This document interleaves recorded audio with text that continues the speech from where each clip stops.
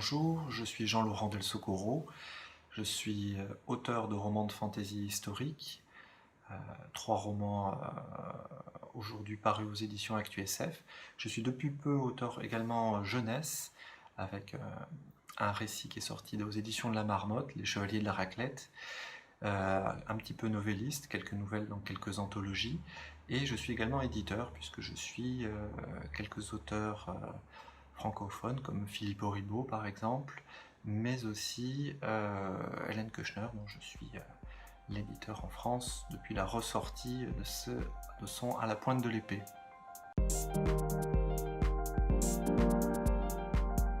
Mon dernier roman est Je suis fille de rage, qui est paru en fin d'année dernière aux éditions ActuSF. C'est un roman historique, donc tous mes romans ont un cadre historique très fort.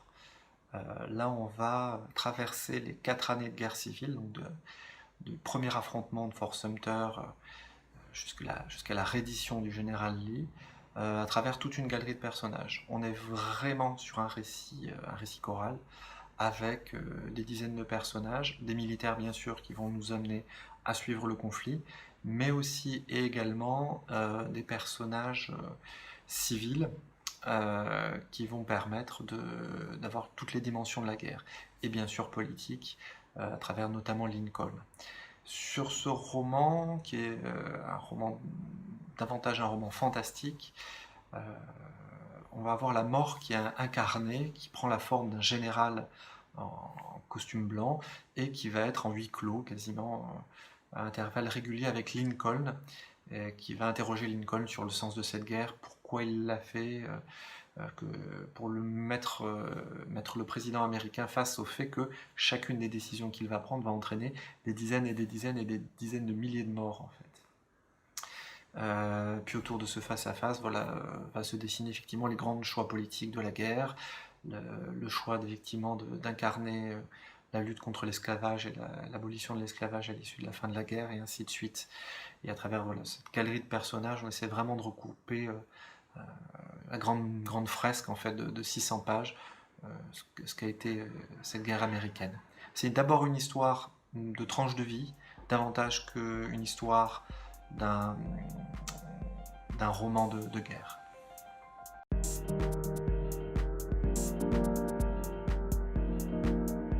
Alors, je travaille actuellement sur un livre qui s'intitulerait « Du roi je suis l'assassin », qui reviendrait dans l'univers de mon premier roman Royaume de vent et de colère. Donc, Royaume de vent et de colère, c'était les guerres de religion à Marseille.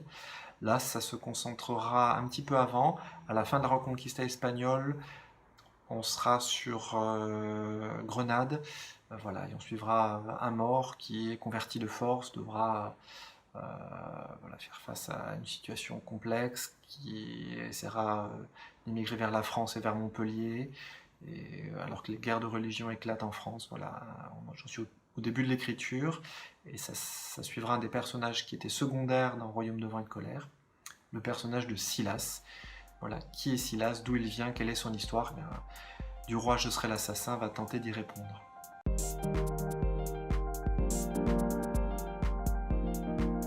Alors si j'ai un auteur et une autrice à vous recommander, ce sera les deux. Donc, puisque un des livres que j'ai beaucoup apprécié cette fin d'année dernière, ce sont Les Brigades du Steam, aussi édité aux éditions ActuSF, par Étienne Barrier et Cécile Duquesne. Donc Étienne Barrier qui est notamment connu pour ses essais autour du steampunk, ou plus récemment son essai sur Philippe Cadic, et Cécile Duquesne qui voilà, est une autrice qui a déjà une belle carrière derrière elle. Elle a publié chez nombreux éditeurs, Brajolol, Le Petit Caveau et bien d'autres.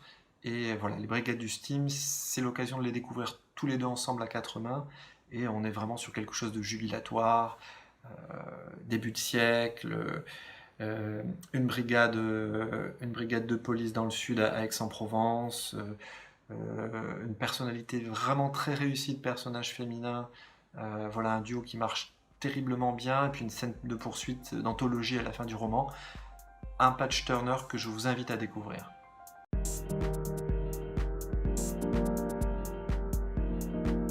Les Imaginales, ce sont vraiment un moment de rencontre.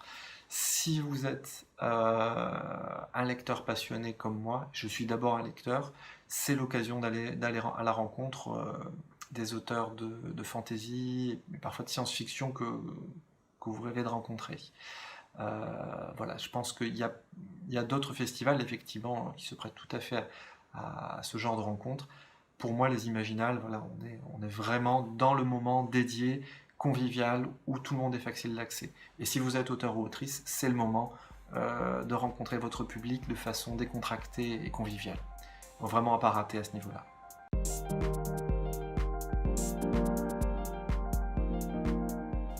Alors si j'ai une rencontre à citer aux Imaginales, alors il y en a eu beaucoup, hein, je dois faire 5 ou 6 éditions déjà, et bien c'est celle de l'an dernier, 2019, où j'étais à côté de David Brie, le coup de cœur de l'édition 2019, et j'ai découvert la personnalité d'une finesse, d'une gentillesse, d'une écoute auprès de ses lecteurs et lectrices qui était super. J'étais ravi de pouvoir dédicacer à côté de lui. Puis j'ai pu découvrir son écriture, je vous invite à le découvrir.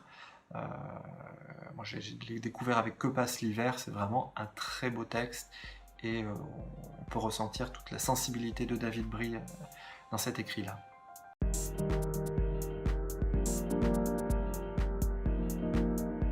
Dans les prochaines parutions, eh bien, ce sera Du roi je serai l'assassin. Je reviens dans l'univers de Royaume de vent et de colère, et on va suivre des personnages qui étaient esquissés dans le roman, qui sont la compagnie du chariot. Voilà, son capitaine n'a qu'un œil, voilà, qui sont engagés auprès du roi Henri III pour lutter contre Henri le Protestant, et le duc de Guise qui cherche à prendre sa place également. Voilà, donc complot, intrigue, assassinat, voilà, la compagnie du chariot va être dans tous ces complots-là, à travers toute la France, de Paris à Toulouse.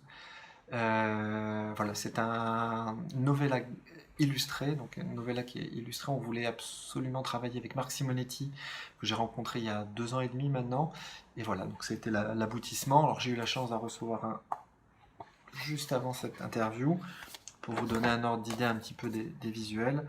Vous avez par exemple ces intérieurs couleurs où on voit un des nouveaux personnages du roman.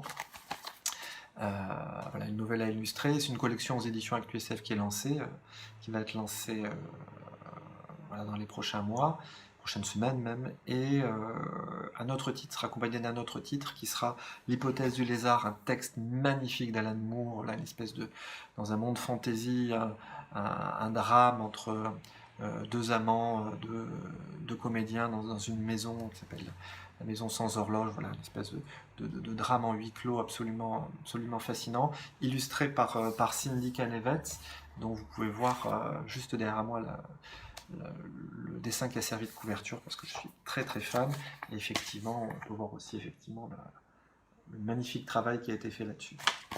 Voilà, donc prochaine nouveauté, une novella illustrée aux éditions ActuSF.